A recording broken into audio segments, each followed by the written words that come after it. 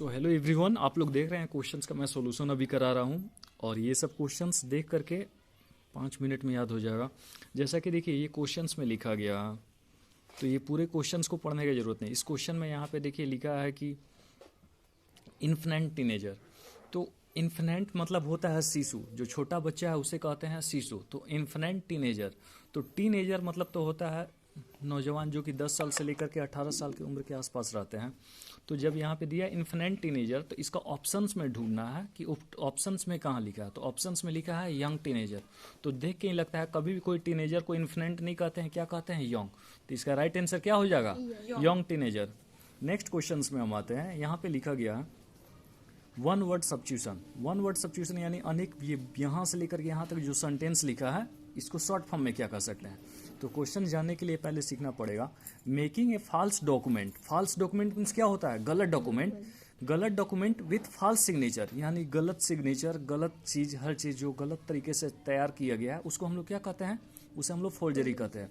अब टाइम इतना नहीं है कि हम ये सारा बताते रहें, क्योंकि हम लोग को 5 मिनट के अंदर अपना वीडियो में कवर करते रहना है और अपना आंसर भी याद होगा।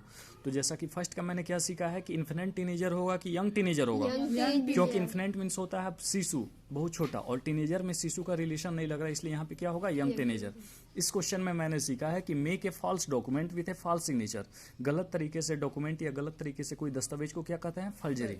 नेक्स्ट क्वेश्चन पढ़िए। यहाँ पे लिखा है identify the sentence that contain grammatical error. इस क्वेश्चन में गलत कहाँ लिखा है।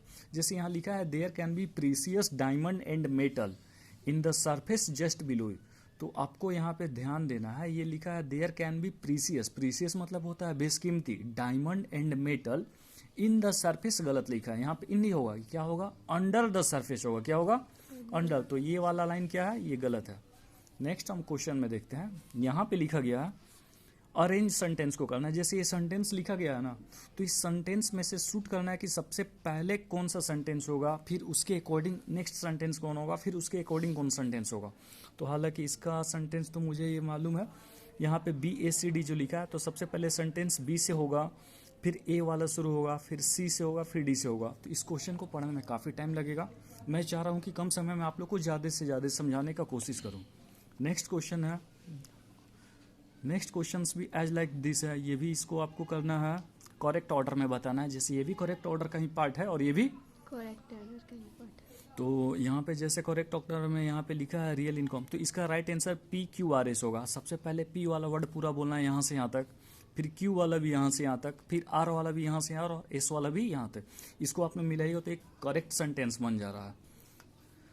अगला क्वेश्चन यहाँ पे लिखा है select the correct indirect in the given sentence. जैसे दिया है Farah said to her aunt. Farah एक लड़का का नाम है जिसने अपनी आंटी से बोला I am studying contemporary art, मतलब मैं समकालीन आर्ट के बारे में पढ़ाई कर रहा हूँ। तो इसका हमें क्या बनाना है, इसको हमें बनाना है इनडायरेक्ट फॉर्म में। तो इनडायरेक्ट फॉर्म में इसको आप लोग कैसे बनाइएगा, तो यहाँ क्वेश्चन पे आप देखिए ऑब्जेक्ट जो है, सॉरी सब्जेक्ट इसमें कौन है, फराह। तो Farah told, sorry Farah said to her aunt है ना, तो यहाँ पे बनाना है Farah told her aunt. Comma inverted comma जहाँ रहेगा वहाँ हम लोग क्या कर देंगे, that she was studying contemporary art. इसका क्या होगा राइट आंसर, D। जैसे अंट के बाद कॉमा इन्वर्टेड कॉमा है ना, यहाँ पे क्या लगा रहेगा, दैट। इससे हम लोग समझ लेंगे और अगला क्वेश्चन पे बनाएंगे। जैसे यहाँ पे लिखा है they welcome Jain and Karan to gathering. They welcome यानी वे वेलकम कर रहे हैं जैन का और करण का, और इस क्वेश्चन को क्या बनाना है, पैसिव फॉर्म में बनाना है। क्या बनाना है, पैसिव फॉर्म में। तो आप देखिए लड़का का नाम क्या है, जैन एंड करण, तो लिखा है जैन एंड करण, दो लड़का है इसलिए क्या हो गया, were welcome by them too, और गैदरिंग लगा दीजिएगा, गैदरिंग यहाँ पे छूट गया। समझ में आ रहा है, यस सर। आप लोग से पूछे, यस सर। चलिए एक बार फिर से मेरे को बताइए। अब जैसा कि क्वेश्चन नंबर 8 है, यहाँ पे दिया एंटोनिम्स। एंटोनिम्स का मतलब ही होता है उल्टा, और साइनिम्स मतलब होता है सीधा सीधा नंबर। तो एंटोनिम्स बनाना, इसमें लिखा गया है you should donate your old clothes to the poor. इस क्वेश्चंस में पूरा पढ़ने का जरूरत नहीं है। देखिए क्वेश्चंस में कहाँ अंडरलाइन लगा है, तो आप देख सकते हैं कि ओल्ड के पास अंडरलाइन लगा है। एंटो मतलब होता है उल्टा, तो ओल्ड का उल्टा क्या होगा, न्यू। बस न्यू में यहाँ पे टिक लगा देना, बन गया। अगला क्वेश्चन पे चलते हैं। जैसे दिया है यहाँ पे 9th नंबर में, has she completed the record. Has she completed the record, क्या बनाना है इसे, पैसिव फॉर्म में बनाना है, एकदम आसान है। Has the record been completed by her, यहाँ पे हैज का है तो हैज लगेंगे, पीछे से द रिकॉर्ड बिन लगाकर कंप्लीटेड, लड़की है सी इसलिए लग जाएगा भर। एक दो बार आप लोग ऐसे क्वेश्चंस मिलते रहेगा, याद हो जाएगा। क्वेश्चन नंबर 10 पे चलते हैं। दिया है select the sentence with the separate prepositions बनाना है। अब ये देखिए कितना अच्छा क्वेश्चन है। लिखा है the lion and the unicorn. Lion means आप लोग जानते हैं होता है शेर, यूनिकॉर्न मतलब होता है गेंडा, और राइनोसोरस मतलब भी गेंडा होता है। तो यहाँ पे समझिए the lion and the unicorn fought between the crown. Crown means होता है मुकुट, बिटवीन मीन्स होता है बीच में, यानी लायन और यूनिकॉर्न फाउट यानी लड़ाई कर रहा है क्राउन के बीच में बैठकर। ऐसा हो सकता है नहीं, इसलिए ये क्या हो गया गलत। अगला क्वेश्चन पे देखते हैं। The lion and the unicorn fought for the crown. For the crown, for मतलब होता है के लिए, क्या वो दोनों क्राउन के लिए लड़ रहे हैं? बिल्कुल लड़ रहे हैं, इसलिए ये क्या हो गया सही। Question number 11। To make your own gargle. Gargle means होता है गलाला।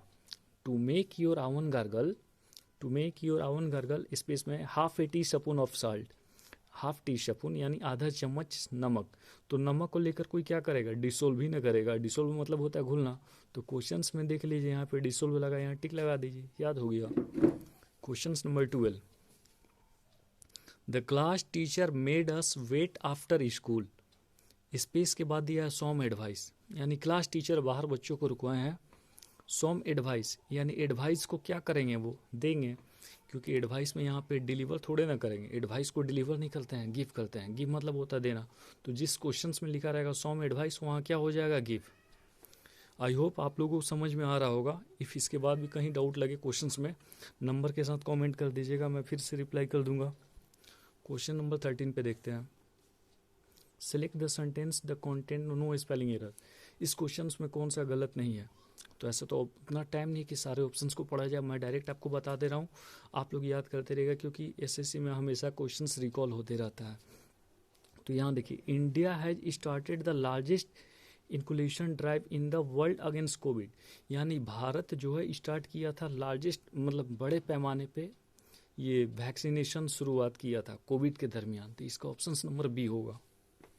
क्वेश्चन नंबर 14 बेहद आसान और ये बार बार पूछा भी जाता है। जैसे यहाँ पे लिखा है a list or collection of books and information, यानी list of collection of books. आपके पास बुक्स का बहुत सारा कलेक्शन है, तो उसे आप क्या कहते हैं? याद कर लीजिए, कैटलॉग। क्या कहते हैं? कैटलॉग। ऐसे भी हम लोग कॉपी किताब की दुकान पे जाते हैं कि कोई बुक का कैटलॉग दिखाइए ना, तो कैटलॉग मतलब क्या होता है? Collection of books. Question number 15 यहाँ पे लिखा गया है माई मदर सैड, यानी मेरी माँ कही, make consistence progress for success, यानी कंसिस्टेंसी बनाए लगी, यानी लगातार पढ़ते रहिएगा तो आप क्या होइएगा? सक्सेस। तो इस वर्ड को हम कोई और फॉर्म में क्या कह सकते हैं? तो slow and study. Slow and study मतलब भी क्या होता है? लगातार। स्लो एंड स्टडी मतलब भी क्या होता है? लगातार। क्वेश्चन नंबर 16 याद करना पड़ेगा। जैसे यहाँ पे लिखा है प्रोग्रेस फॉर सक्सेस, ये भी है, जो चीज़ ये लिखा है ना, बस उसी चीज़ को, इसको स्लो एंड स्टडी दोनों का मतलब एक ही होता है। अब एक आइडोम से क्वेश्चन नंबर 16 में जैसे यहाँ लिखा गया है ins and out. Ins and out का मतलब होता है कि पूर्ण विवरण।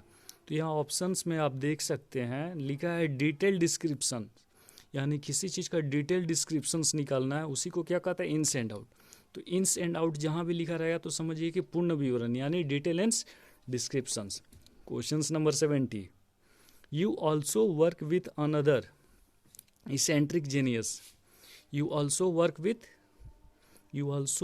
With another eccentric genius. Eccentric मतलब होता है अजीबोगरीब। इसेंट्रिक मतलब क्या होता है? अजीबोगरीब। और इलूसिव मतलब भी होता है अजीबोगरीब। तो ये दोनों क्या है? सेम है, क्योंकि क्वेश्चन में भी बोला है साइनोम्स। साइनोम्स मतलब क्या? एक जैसा। तो इसेंट्रिक मतलब भी अजीबोगरीब, मतलब कोई ढंग से काम नहीं कर रहा है, उसी को इसेंट्रिक कहते हैं। तो इलूसिव मतलब भी वही होता है। और क्वेश्चन नंबर 18 देखिए, काफ़ी आसान है। एंटो बनाना। एंटो मतलब उल्टा होता है। इनकोरेंट मतलब होता है कि आगे पीछे। तो इसका उल्टा क्या हो जाएगा? सीरियल नंबर से। तो उसका राइट आंसर क्या होगा? रेशनल। आई होप आप लोग को समझ में आ रहा होगा।